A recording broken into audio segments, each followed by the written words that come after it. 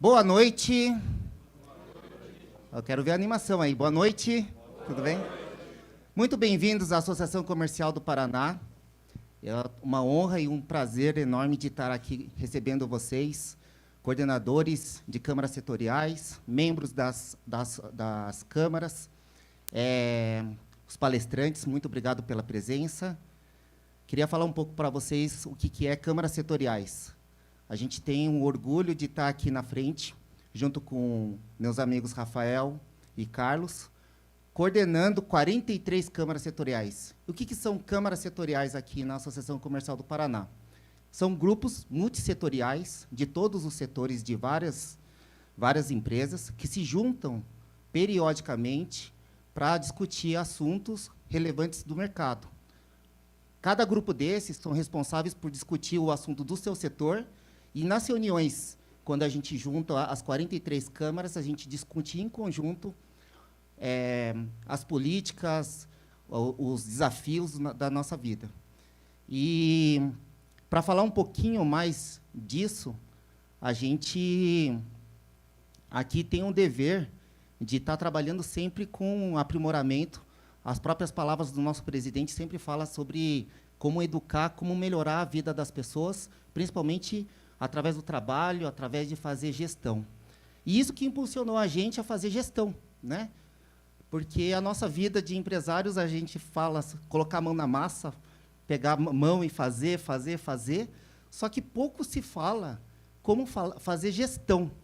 Aí todo mundo fala, vamos falar sobre gestão. E aí a gente montou um workshop para falar sobre gestão. Só que quando a gente fala sobre gestão, a gente fala assim, fazer gestão como? A gente precisa ter estratégia. E é por isso que a gente veio falar hoje. Não vou dar mais spoilers, porque a gente está reunido aqui com grandes estrategistas, são estrategistas aqui de Curitiba. Eu tenho o prazer de chamar aqui na frente o Geni Pedro Maia Neto, o CEO, presidente da Ubers. Uma salva de palmas.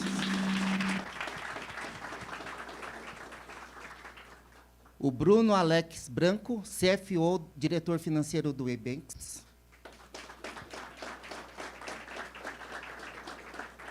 A Rúbia Falcem Gomes, diretora de expansão na rede Âncora S.A.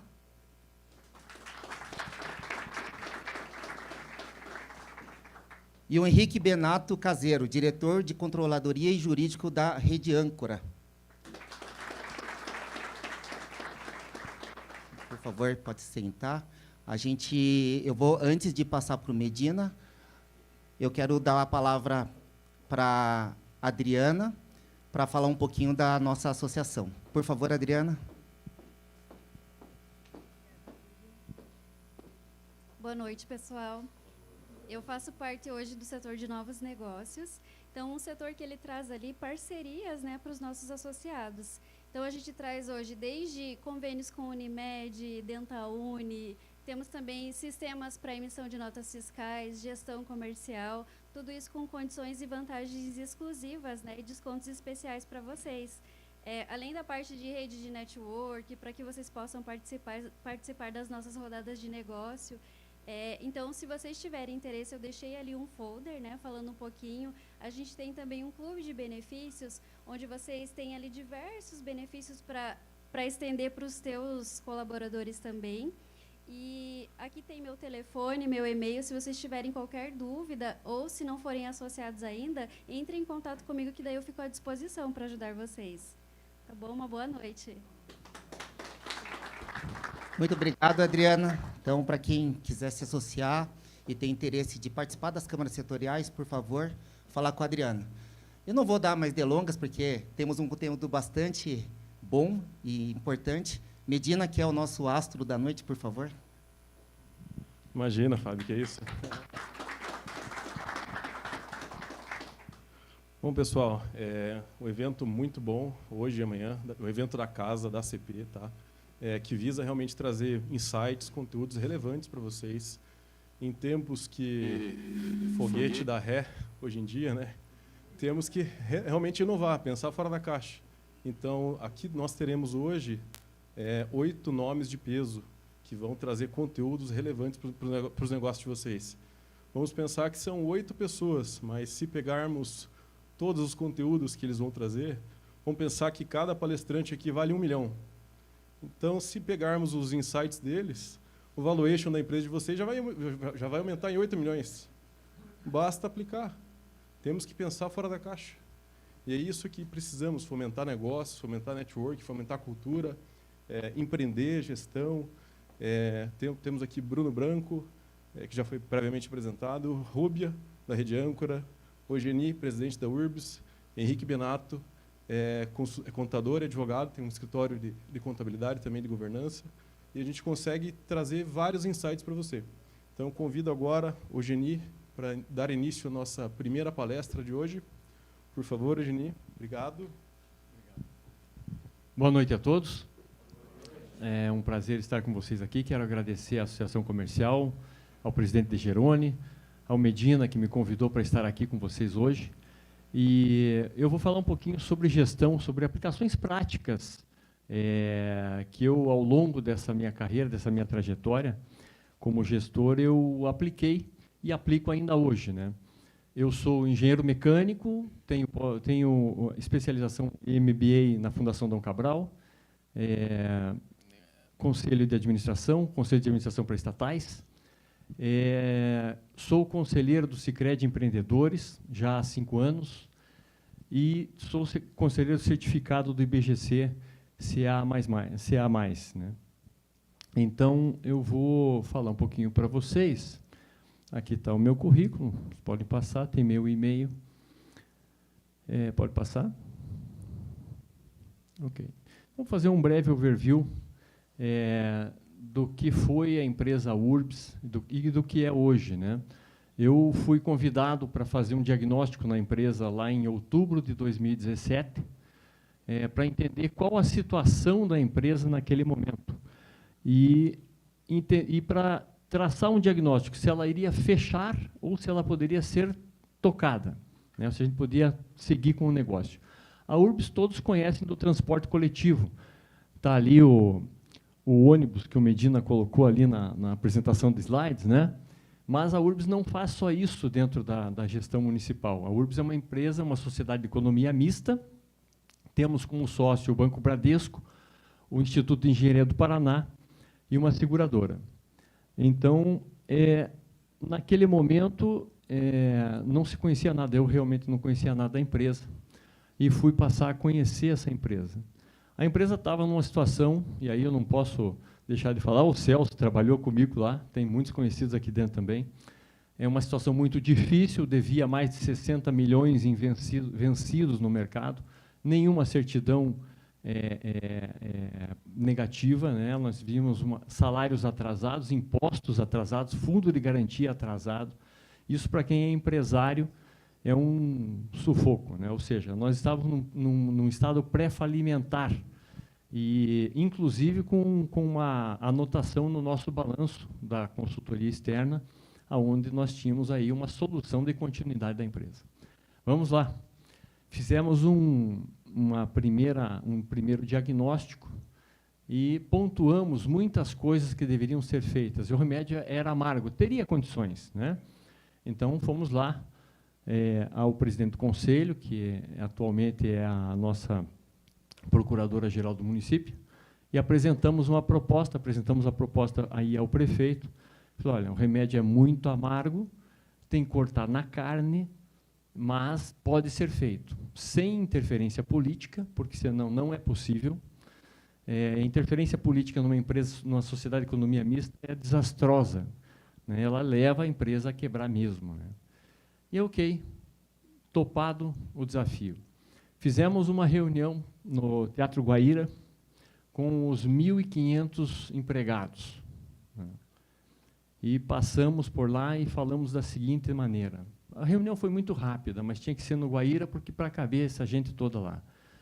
Eu fiz uma reunião, falei para os funcionários lá, falei, olha, existe possibilidade de fechar ou de ser tocada. O remédio é muito amargo, caso nós entendemos que vai ser tocada, nós vamos fazer rapidamente e vamos atingir o ponto de equilíbrio rapidamente.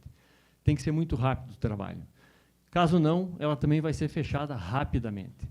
A empresa tem hoje, administra os banheiros públicos, administra o STAR, administra as ruas da cidadania, os terminais de transporte coletivo, o mercado municipal do Capão Raso, táxis, bancas de jornais e revistas, aplicativos de transporte, ônibus comerciais, ônibus escolares,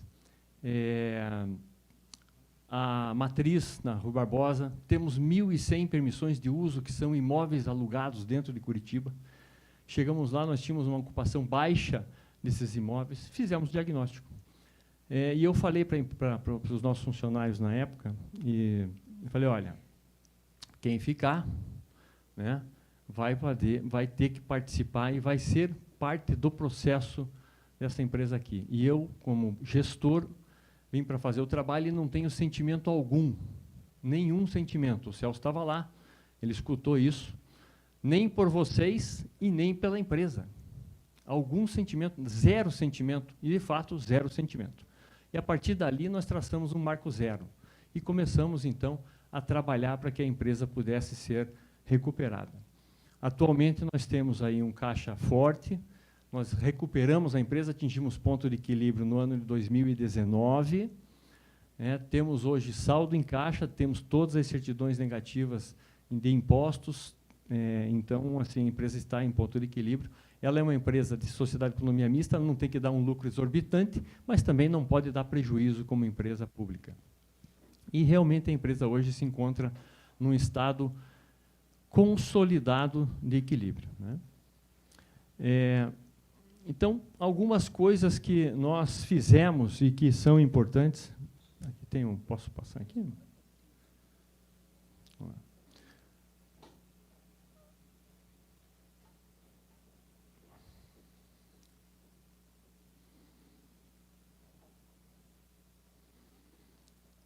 Ok, então, primeira coisa, o diagnóstico empresarial, né? Você entender a tua empresa, ver o que a empresa tem efetivamente lá nos seus ativos, olhar para a empresa, olhar a contabilidade da empresa, ver quais são os números, olhar os seus negócios, aonde você tem, da onde vêm as suas... Enfim, fizemos todo um levantamento da empresa, e aí entendemos, a empresa tinha pouca estrutura em termos de programas, sistemas, que são fundamentais hoje para o seu negócio. Trabalhamos na identificação contábil e financeira da empresa, a questão dos ativos, aonde nós tínhamos receitas. Então, após todos esses levantamentos, iniciamos os trabalhos, né? Verificamos também a questão de equipe. E quando você tem uma equipe na iniciativa privada é uma coisa, quando você tem uma equipe numa empresa pública é outra coisa. A equipe eles são seletistas concursados. Vamos voltar aqui. Eles são seletistas concursados, né? Então dificilmente você consegue modificar a equipe, trabalhar essa equipe. Então você tem que identificar os potenciais dentro da tua equipe. Essa parte de recursos humanos numa empresa pública é muito mais difícil do que numa empresa privada. Numa empresa privada você detecta e você despede, contrata, é muito mais fácil. Mas ali não, nós tínhamos que trabalhar com o que tínhamos. E com uma meta de dispensar 400 funcionários públicos concursados, né, porque passaria pelo corte na carne, não teria condições.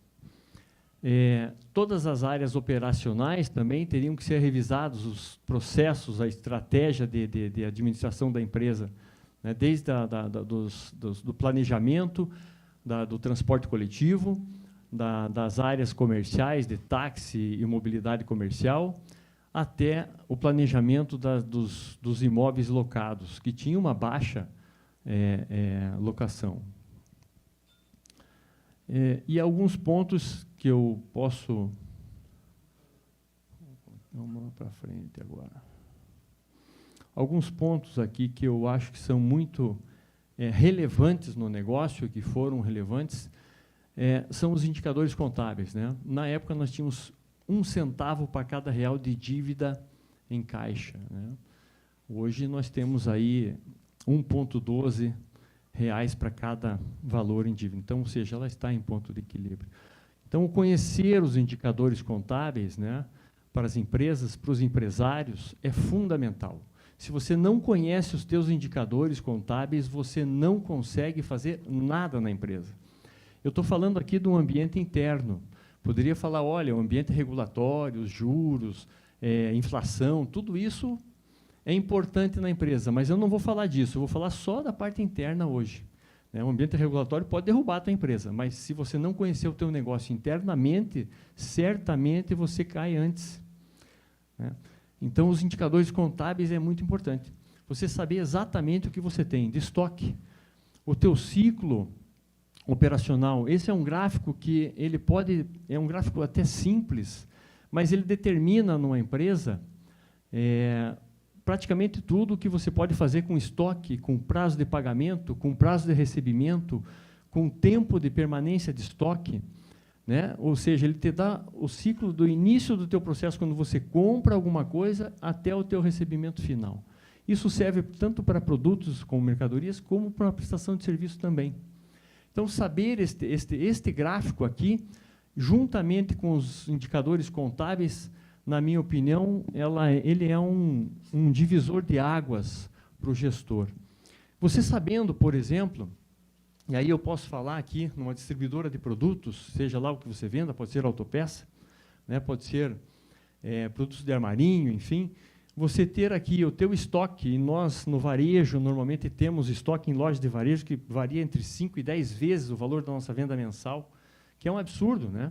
Nós não deveríamos ter tanto estoque assim, deveríamos ter uma eficiência muito maior no giro de estoque. Então, se você tiver uma rotação maior de estoque, o tempo de permanência de estoque ele pode ser regulado através de métricas que você coloca dentro do seu sistema. Ao invés de você fazer compra para 28 dias, por exemplo, você fazer compras para 23 dias. Você tem 5 dias de movimento. E aí você mexe no ciclo. Ou seja, você tem lá uma rotação de estoques, um prazo médio de pagamento desde o início, um prazo médio de recebimento a partir da venda. Esta diferença, que é o ciclo financeiro, é a tua necessidade de capital de giro. Quando você mexe nessa estrutura aqui, reduz o teu prazo de permanência de estoque, você mantém o teu prazo de pagamento, reduz o teu prazo de recebimento, o teu capital de giro necessário diminui. Então, você trabalhando esses itens aqui, você pode fazer com que a tua empresa saia de uma alavancagem. Isso foi feito em um período dentro da própria rede âncora, que a Rúbia vai falar e o Benato também vai falar, onde nós tiramos a alavancagem. A empresa tinha alavancagem muito forte dentro de alguns estados, de algumas filiais. Enfim, então serve para produto, serve para serviço também. No caso da URBS, onde nós tínhamos ali, nós praticamente somos a empresa de serviço, e nós tínhamos, por exemplo, a taxa de embarque da rodoviária que era pós-paga, né? O STAR, que era pós-pago, então você pagava após, sempre após. O que nós fizemos foi antecipar o recebimento. Ou seja, hoje uma empresa de ônibus, ela paga por mil embarques e depois ela vai vendendo para os seus clientes.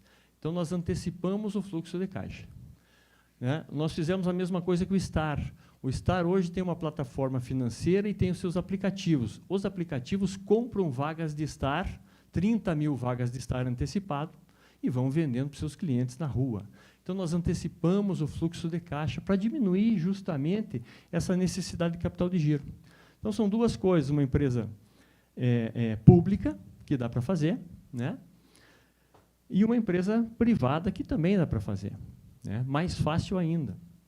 Então, o capital de giro, né, é fundamental. Se você não cuidar do teu caixa, se você não tiver caixa, você não consegue recuperar uma empresa. Você precisa antecipar o caixa, né? Claro que tudo isso leva a um momento que você precisa ter lucro, né? Mas você, com antecipação de caixa e com caixa sempre constante, você consegue ter, inclusive, rendimentos financeiros que podem gerar lucros para você. Isso aconteceu na URBS e acontece até hoje. Então, vejo fundamental importância neste ciclo operacional, neste gráfico aqui. Se você não tem isso na tua empresa, se você não conhece isso, o negócio está fadado ao fracasso, né? Você tem que conhecer a fundo isso.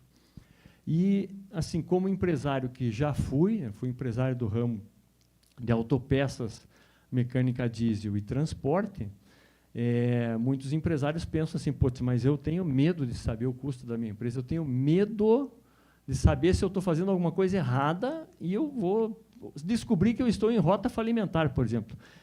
Mas é melhor descobrir para fazer as alterações necessárias do que não descobrir e quebrar e você não tem mais jeito de fazer. Então, perder o medo. Ir lá no contador, né? Os contadores aí normalmente fazem aquela contabilidade gerencial, aquela coisa muito largada, mas não, tem que ser contabilidade consultiva. Você tem que chegar no contador e falar, olha, eu quero entender os números, o que significa isso? O que significa o giro de estoque? O que significa meu indicador financeiro? Então, basicamente, eu acho que para um sucesso interno no negócio, isso é um primeiro passo. Aí, claro, com base nisso, você pode criar iniciativas para inovação, como eu falei. Você analisa o teu contexto e verifica onde você pode fazer as alterações, onde você pode ganhar escala, onde você pode ganhar produtividade, onde você pode trabalhar com menos funcionários, automatizando processos, redesenhando processos e, efetivamente, reduzindo a tua equipe, reduzindo o teu esforço, reduzindo o teu trabalho. Automatizando tudo isso, planilhas importantes, né? E BIs, né? É importante você trabalhar com isso. As áreas têm que ter relatórios, você tem que conhecer exatamente o que as áreas fazem, né? Quanto você tem de ativos ali.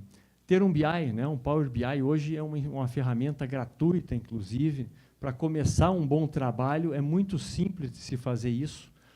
E você tem aí uma ferramenta poderosa de decisão para que você tome os próximos passos, né? Utilizar ferramentas como PDCA, análise SWOT, Canvas, enfim. Né? Se você fizer um Canvas de um projeto, de um negócio, ele já te dá 18% de chances de dar certo. Ou seja, se você tem 2%, se você não fizer nada, só num Canvas, onde você coloca a ideia macro do teu processo, você já tem 18%, sem traçar um plano de ação, né? Então, isso é muito importante, utilizar as ferramentas. Pô, mas eu não sei. Então, procura ajuda. Se você é microempresário, pequeno empresário, tem o Sebrae que pode te ajudar. Se você não é um microempresário, tem consultorias especializadas. E aí a consultoria tem que ser consultoria que realmente te traga resultado. Faz um contrato de resultado com a consultoria, né? Nós, como estamos lá no Sicredi Empreendedores, sempre aparecem as consultorias milagrosas, né? Falei, ok, quero saber qual é a conversão que a tua consultoria vai me dar lá no final.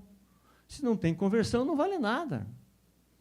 Eu preciso converter isso em recurso, dinheiro, porque no final das contas nós precisamos de dinheiro para gerir o negócio, para ter lucro, para pagar os colégios, enfim, né, nossa família, subsistência. Então, é necessário que a empresa tenha lucro.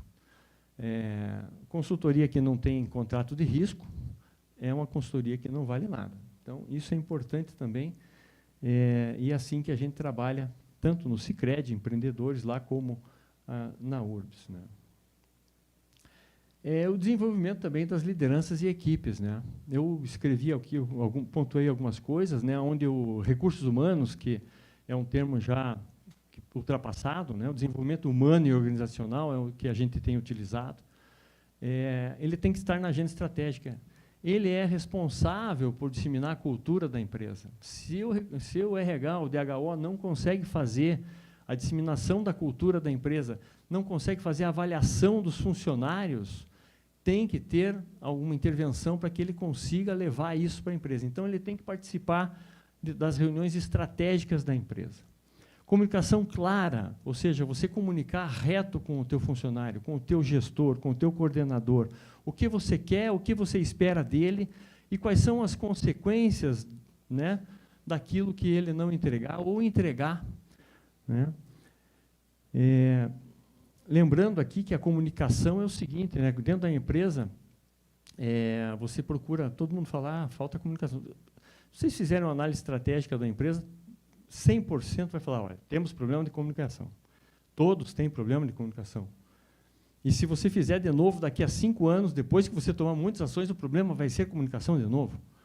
Né? Existe um problema de comunicação. Mas vejam, tem algumas ferramentas que a gente pode utilizar. Comunicação informal, ela é 8 vezes mais rápida do que uma formal. O cara entra na tela do computador e vê aquela informação que você passa corporativa na tela de início, ele nem lê, ele apaga e vai embora. Mas se o colega der um pitaco lá no WhatsApp dele, falar alguma coisa e zumbir no ouvido dele, aquilo é rastilho de pólvora. É 8 vezes mais rápida. Então, assim, utilizar a comunicação informal, até por meio, identificar dentro da equipe pessoas chaves que possam fazer essa comunicação e que são os fofoqueiros, né? Pronto, né? É verdade.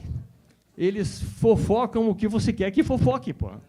Né? Isso é fato, é muito bom. Ou então você fazer alguma comunicação que você talvez, né, aquilo rastreia, né, vai embora. Então, é importante. Essas ferramentas são ferramentas que ajudam muito na gestão. Desenvolver aí as equipes, ou seja, você trabalhar as equipes efetivamente, dar treinamento, ver quais são as necessidades de desenvolvimento de competências, porque competência você desenvolve, né? Então, você pode desenvolver competência, você não consegue mudar a personalidade da pessoa, mas a competência você desenvolve. Se você tiver um gap de competência, você desenvolve ela. Senso de urgência e compartilhamento de risco, né? Eu coloco aqui porque se você não desenvolver um senso de urgência e compartilhar os riscos com a equipe não entende e te deixa na mão. Você vai para a guerra e eles estão no quartel. Né? Se você sentar, a equipe deita. Então, é uma coisa impressionante. Então, você tem que desenvolver esse senso de urgência, esse senso de que o negócio pode estar em risco caso não aconteça tal, tal e tal. Assim fazem os comunistas, né? Olha, estamos com a nação em perigo. E é fato. Eles disseminam isso e a população vem junto. E a empresa tem que ser assim. Esses conceitos têm que ser utilizados. Né? Você precisa criar esse senso de risco dentro da tua empresa, para que eles entendam isso. Estado de alerta, né? Então, você ter a tua equipe e ela tem que estar alerta ao que você está fazendo, ao que você está querendo. O teu gestor, né, aquele que sempre participa de reunião, que é pau para toda obra, às vezes que você se incomoda até com ele, porque ele chega a ter chato, né, inconveniente, às vezes, que você nem quer que ele participe, mas você convida, porque, pô, se não participar, este sujeito, se ele não participar, ele faz um alvoroço na minha empresa. Tira ele de uma reunião, não convida. Ele tem que estar em alerta, ele tem que estar pensando que você... Ele não pode adivinhar o teu pensamento. Ele tem que estar em alerta, tem que ser dele. Né? Tira, muda, convida uma pessoa externa, faz as mudanças, faz a dança das cadeiras ali, convida outro, convida um debaixo da equipe, avisa ele é o gestor, mas convida um debaixo da equipe, troca o gestor. A equipe tem que estar alerta, sempre.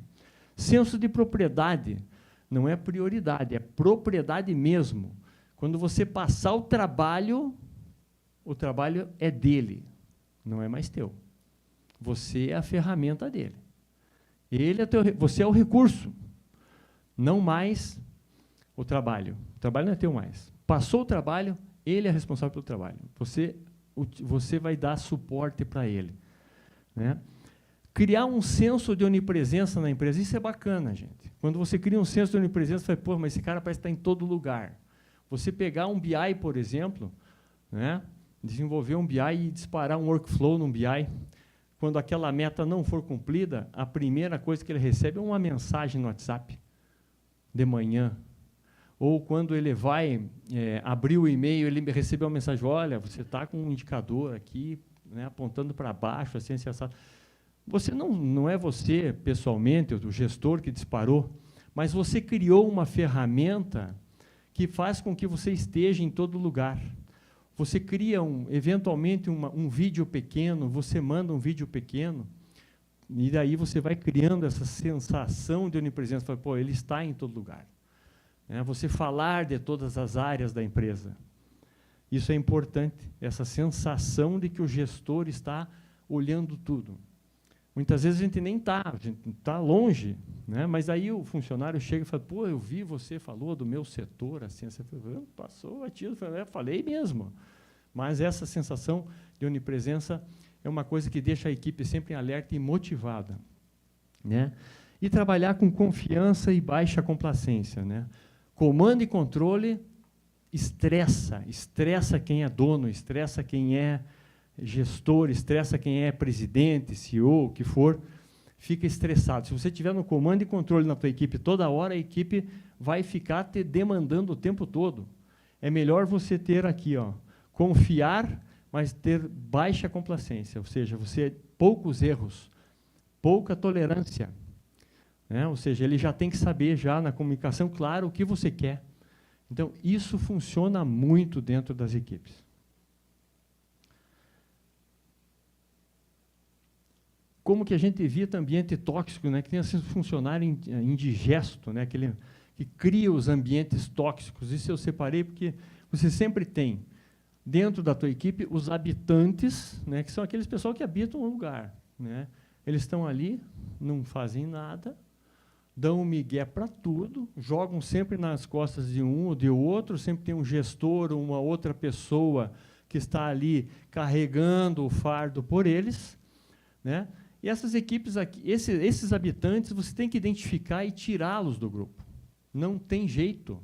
O habitante, ele tem um alto custo de desenvolvimento, você não consegue desenvolver a competência nele, até mesmo porque ele não quer desenvolver nada, ele quer passar o tempo, né?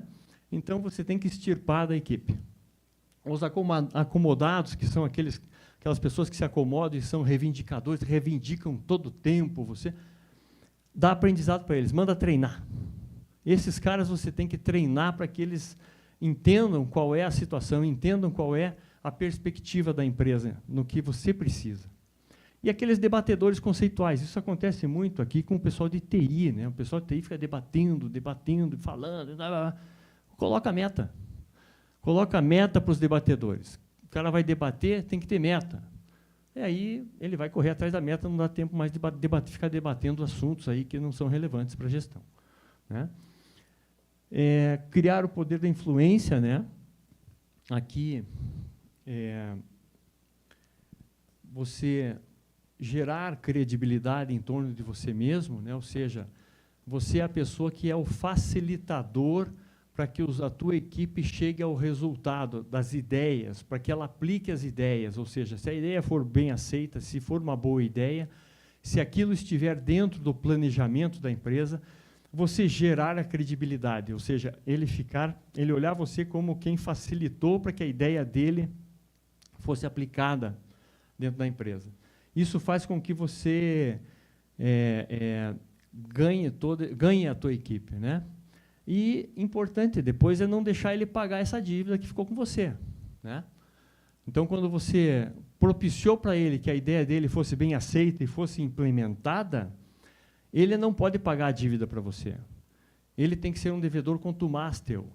Então, você não precisa de nada dele, né? Não deixar ele pagar essa dívida. E tratar essas pessoas também na zona de conforto, ou seja, vamos conversar numa tranquilidade, ele tem que entender que ele está sendo aceito. Se você não estiver na zona de conforto dele, você não faz a sinergia e ele também não vem para você. Então, essas são considerações aí do ambiente de pessoas que eu considero importantes. E aí, com isso, eu termino aqui a minha apresentação com uma frase aqui de Mark Zuckerberg, que o maior risco é não correr risco algum, né? Ou seja, se não fizermos nada, nada acontece. Obrigado.